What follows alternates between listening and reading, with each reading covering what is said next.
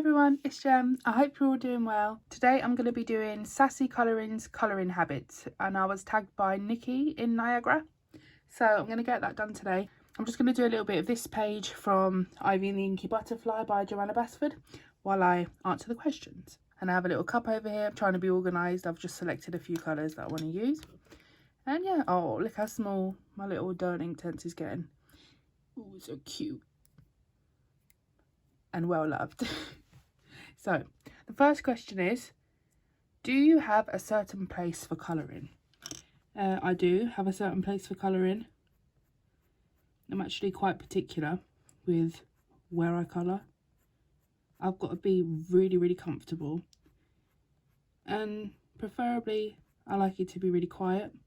So I colour in my bedroom. I have a desk. I have a desk in my room, and I have the IKEA Alex desk. I'm not sure if you can see here, but it was just plain white, and I bought a little like adhesive of white marble from Amazon to make the desk look fancy, even though it's not. It's just basic really, but it's the little touches, you know. So I love sitting at my desk. I'm always in headphones, so it's quiet. All the noises from life are kind of blocked out, which is what I like. So yeah, my desk. I used to sit in bed, but it was killing my back, so I colour at my desk in the winter mainly. Can you even see what I'm doing? Sorry if you can't. In the summer I like to colour in the garden though. My little cat Midnight, she comes down and sits with me. And yeah, it's nice sitting out there in the summer when it's not too hot though.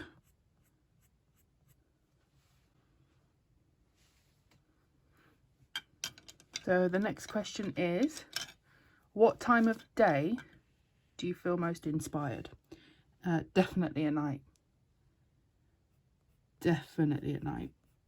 The later, the more awake I feel. I've always been that way. A bit of a night owl. And that's why my channel is called Bright at Midnight, because that's when I feel most bright. Is past midnight. And my cat's called Midnight as well, and she's my little baby, so it worked nicely together. I do colour in the day as well, but at night time when everything's super quiet and relaxed, just pop my headphones on and I can colour for hours. So definitely my favourite time to colour is at night time. And question 3 is, can you stop mid-picture or do you have to finish it? I'm not sure what this question means really, whether it means can you stop mid-picture as in stop and have a break and then pick it up the next day or a bit later. I can do that, but I won't just start a picture and leave it. So this one, now I've started it, I'll have to get it finished. I don't like having whips and leaving things undone. It's just how my brain works. I don't think I could leave it for too long without finishing it, because it would just bug me and annoy me knowing that it's there and I've not finished it. Trying to find my water brush, but I can only find the large and the small. I usually use the medium. Oh, there it is, got it. You just get some kitchen roll. Okay, so what I'm going to do is I'm going to start adding some colour, and I'm going to use a white pencil, the museum, the bite marks from my cat. If you've got a cat, you know this site. It's on every single pencil, I swear. Just pull one at random, look. Yep, every single one. Because I have my pencil set up over there, and if she's not getting all the attention, she'll just sit and bite the heck out of all the tops of my pencils. But what can you do, you know?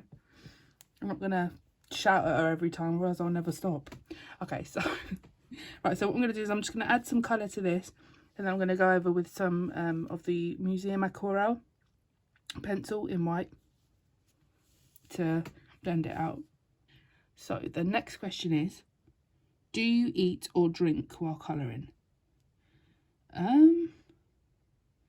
Yes and no. I definitely drink while colouring because I'm a fish and I love water. So yeah, I'm always drinking water, or I'll have a cup of tea or hot chocolate or a coffee if I'm in the mood. Do I eat? No, not full meals. I'll like snack on something while I'm colouring. But no, I wouldn't sit and eat my dinner while I'm colouring. No, I wouldn't do that. And number 5 is multitasking. Music or TV while colouring? Definitely both. TV, I'll put Netflix on my laptop and watch Netflix while I'm colouring, or YouTube. Now, I don't really watch colouring videos, if I'm being honest. I like to watch people's completed pages. I like to watch people's completed pages video at the end of the month, but I won't very often sit down and watch like a long video that somebody's put out.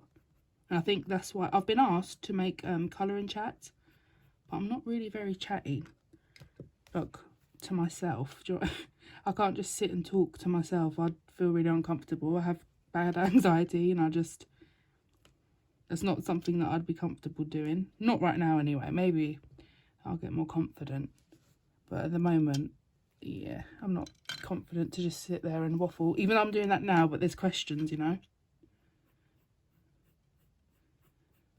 Maybe I could start doing like a topic, and then I wouldn't really mind doing that, because then at least I'll have something to talk about. But yeah, so I like to watch YouTube videos, mainly. And the main types of videos I like to watch are true crime YouTube videos. I've always been into true crime. Not into it, like, well, yeah, I guess, yeah, I am into true crime videos. Me and my mum always watch true crime together. And we started listening to podcasts as well.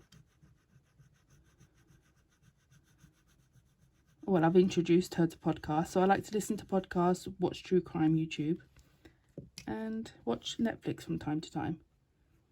Or I'll listen to an audiobook. Like I just finished, well, not long finished the Hunger Games trilogy. And that was such a lovely reading experience. I've never read a book, and other than The Secret Garden when I was younger, but I've actually never in my adult life read a book and been transported into a world as much as I did with the Hunger Games. I like the movies, and you know when some people are like, oh, if you like the film, you're going to love the book. I'm like, really? Dude, come on. Movie and books, no, I don't think so. Because I'm quite a visual person. But I definitely stand corrected with that one. The books were off the charts, so much better than the film. So much better than the movie, and I love the movies. So yeah, I'm now one of them people that say, you should read the books if you like the movies. The books are so much better. And I'm probably going to have people looking at me with a side eye like, really? Yes, I promise.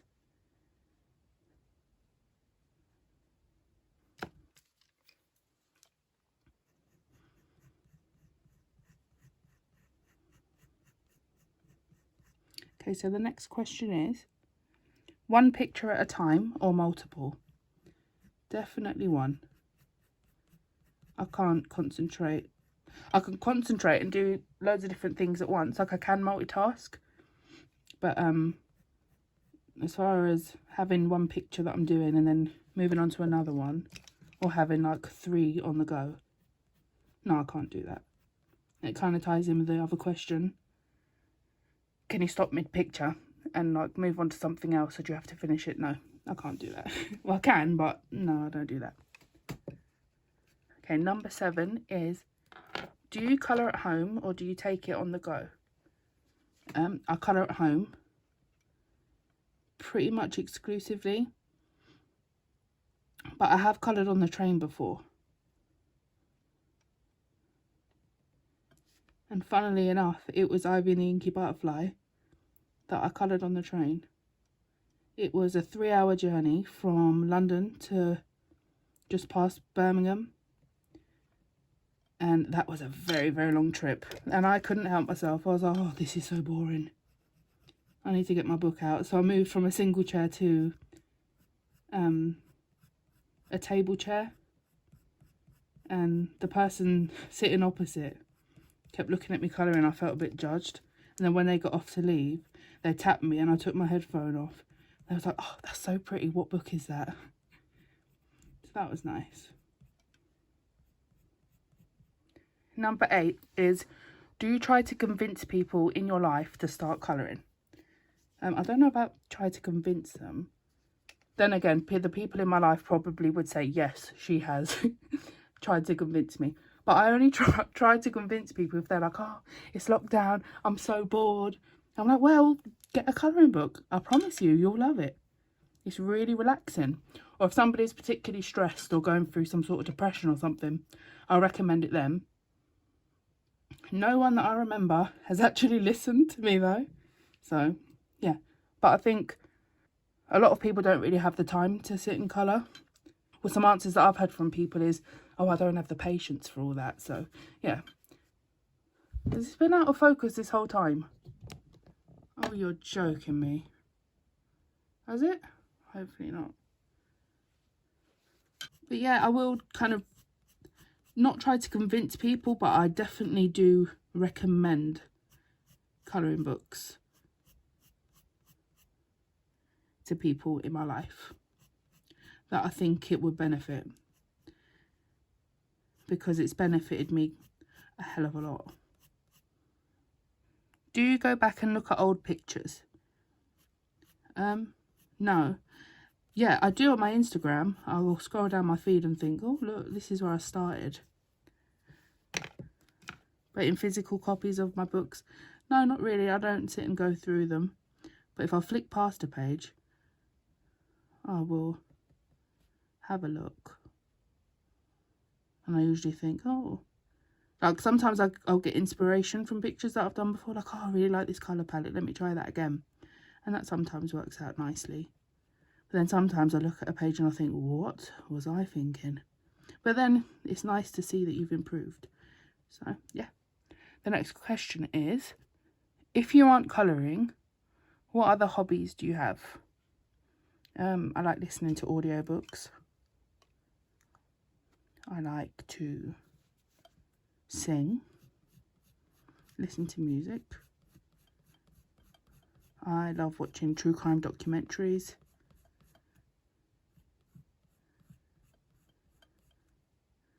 I like to spend time with my partner. That's my favourite thing in the world. And I love to spend time with my cat. Now, hobbies, colouring, well, yeah, obviously. But yeah, my hobbies, I don't know if anything I've listed is a hobby. But yeah, reading, listening to podcasts, researching cases. It probably sounds a bit weird, but I'm not alone in that, I promise you. There's a big true crime community on YouTube. And if I weren't doing colouring, that's what I'd be doing.